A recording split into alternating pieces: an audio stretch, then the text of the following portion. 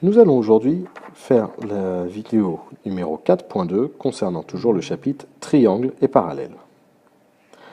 Donc, pour ce faire, nous allons partir sur l'activité du cahier de cours qui dit de tracer un triangle USF, de placer les points N et D, milieux respectifs des segments US et UF. On trace ensuite la droite ND, puisqu'on nous en parle. On nous demande ce qu'on peut dire des droites ND et SF. A priori, elles sembleraient parallèles. Il nous reste à le justifier. Donc, reprenons notre figure. Nous avons une droite qui passe par deux milieux dans un triangle. Nous pouvons donc utiliser le théorème qui dit que si dans un triangle, une droite passe par les milieux de deux côtés, alors elle est parallèle au troisième côté. Donc, nous pouvons en conclure que ND est parallèle à SF. Alors, il fallait qu'on soit dans un triangle. Nous précisons donc le nom du triangle, dans le triangle USF.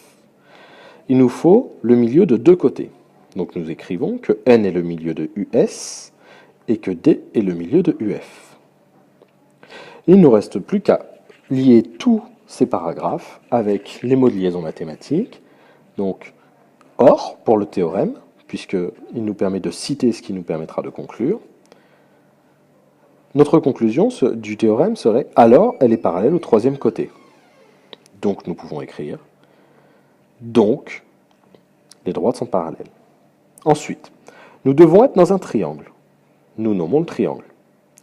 Nous devons avoir le milieu de deux côtés. Nous nommons les milieux des deux côtés. Tout ce qui est situé dans la partie que je surligne correspond finalement à ce qu'on sait. Nous écrivons donc « on sait que ».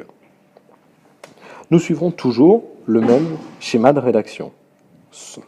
Quand on saura le théorème que nous allons utiliser, nous écrirons « on sait que » pour citer les hypothèses qui nous permettront d'appliquer le théorème, donc ici le triangle et les milieux, et ensuite nous mettrons, après avoir cité le théorème ou la propriété, nous mettrons « donc » pour conclure et ainsi répondre à notre question. Voilà, au revoir.